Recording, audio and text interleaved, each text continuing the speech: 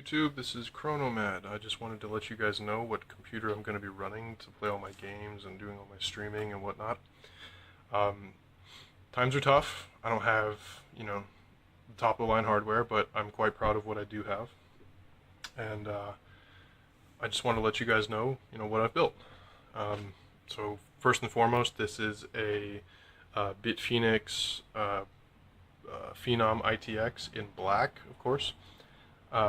Inside of it, I've got a generic ASRock board. I really wish I'd bought an Asus board because the BIOS in this thing is just trash. I would use it again if I had to, but I would certainly rather spend the extra $30 or $40 and get an Asus board. Just a piece of my mind right there. In the board, I've got 4 gigs of DDR3 1600 RAM. Again, not top of the line, but that's fine. It's good enough for today's standards. I will be upgrading, whatever I can as soon as the money allows. I have a AMD A10 5800K CPU in there. It's overclocked to 4.4 gigahertz, and in doing so, I'm using this Thermaltake Water 2.0 Extreme all-in-one cooler. I have the fans set to intake from the top of the fan, or from the top of the case. That gives me a nice positive airflow, positive air pressure inside the case. Combine that with the 230 millimeter fan in the front.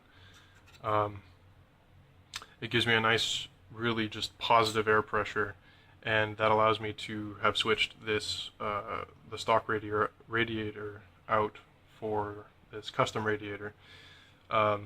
On this EVGA GTX 650 Ti.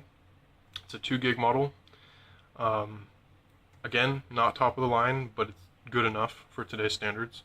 The only games that I really couldn't max out would be things like Crysis or Far Cry or Watch Dogs, and what was the other one? Sleeping Dogs, I guess. This runs fine. Let's be honest. You don't need a $1,000 gaming rig to play video games. I've got 2 hard drives in there. Those combined with my personal server equals a couple of terabytes of storage. It's fine. I don't really hoard media like everybody else. I don't watch anime. I don't care about storing movies. Once I watch a movie, I just delete it. As soon as I'm done playing a video game, it's gone. So my amount of storage is just fine.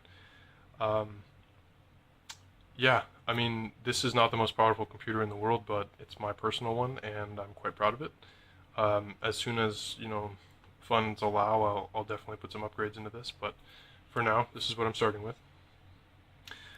In terms of custom work to this case, I actually haven't done a whole lot. The reason for that is twofold, really. First of all, Bitphoenix has made an exceptional case to begin with. I'm quite impressed at how, first of all, clean the whole build is. You can see that there's not a whole lot of wiring. There's not a whole lot of wires all over the place. It's generally considered a pretty spacious case for ITX. I'm very satisfied with the fact that I can get a 230 millimeter fan in the front. There's a little bit of wiring hanging out everywhere, but that's it's going to happen in any case. Realistically speaking, the airflow in this case is just phenomenal, and I would highly recommend it to anyone who's looking at an ITX build. For me, it would be this or the Hadron Air or the Corsair 250D. And there's a custom model. I forget what it's called. I think it's a M1 made by Ncase. You can check that out if you're looking at ITX builds. All of these are good options. I looked at all of them, but at the end of the day, I settled on this. And maybe for the same price I would have went for the Corsair 250D. Doesn't matter. At the end of the day, you got to try one out and see what you like. And I ended up really liking this. So there's that. But yeah, in terms of modding, the only things I've really done to it have been, you can see, I guess maybe the camera doesn't pick it up, or I hope it does, but there's these holes in this this front panel bezel behind the filter. Now, the case natively comes factory with, I believe, I think 4 of these on each side. As you can see, I've drilled quite a few more, and they look just fine. They look pretty well stock, and they didn't interrupt the stability of the case, and it allowed the big 230 millimeter fan to breathe better. So that's always a plus. It helps cool the case. It makes the fan actually useful. I've added rubber grommets, little rubber washers to the fan in there to make it a little quieter. It doesn't have a huge RPM, but it does have a lot of torque, so it ends up jerking the case a little bit when it starts up. It may not be noticeable, but certainly I didn't like it. Most people probably won't have a problem with that, but I had those laying around. Why not add them, right? So yeah, I drilled holes on either side, and the only other thing I really did was remove the Bitphoenix logo. There's a little plastic piece that sits in that little hole, and I just took it out. Yeah, it's not screwed in or anything. It's just kind of clipped in. I removed it really gently, and it came out nice and clean.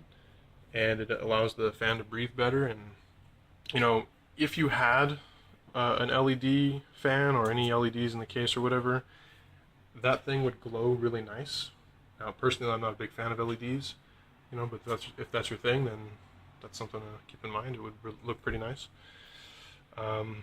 Yeah, I mean, the whole thing's running on a 460 watt power supply, and processor's overclocked, the RAM's overclocked a little bit.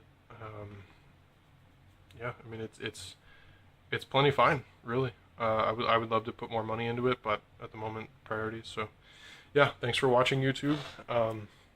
This is what I'm going to be gaming on.